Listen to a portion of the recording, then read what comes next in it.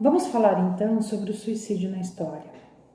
Como que ele era encarado nos diversos momentos históricos. Então, no suicídio na antiguidade, ele era tido como um direito do homem. Todo homem livre tinha direito de acabar com a sua própria vida, caso assim desejasse. Bastava que ele procurasse a Assembleia dos Anciãos, levasse a sua vontade, essa Assembleia então confabulava e chegavam a uma decisão. Caso lhe fosse permitido tirar sua própria vida, a ele era dado inclusive o veneno, né? Isso na antiguidade, isso nos povos gregos e romanos.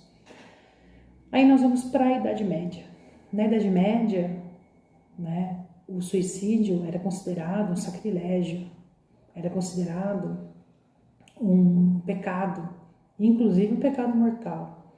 Então nós temos, por exemplo, a obra de Dante. Dante Alighieri fala da sua busca pelo paraíso e nos círculos do inferno.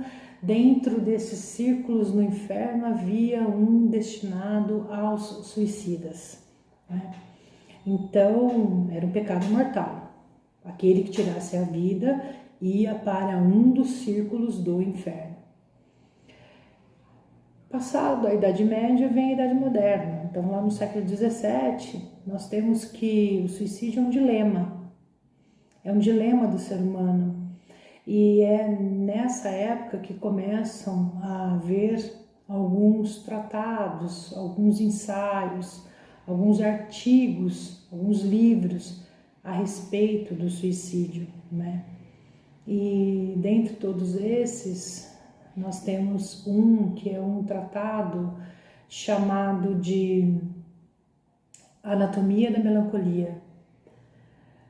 Tanto na Grécia como na Idade Moderna, melancolia é depressão. Então, para os gregos e romanos, aquele melancólico era o depressivo.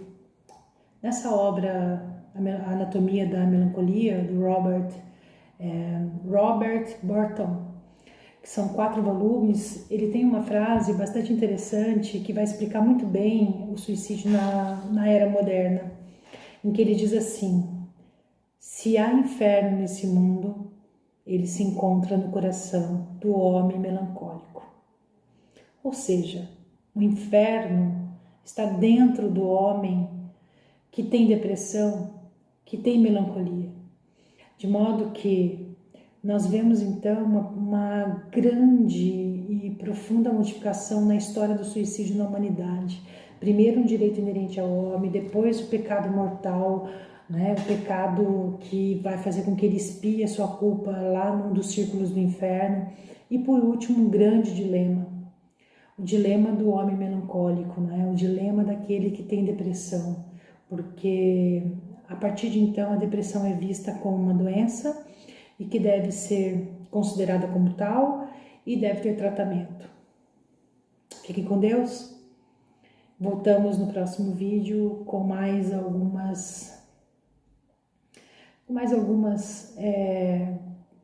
divagações, né, a respeito do tema.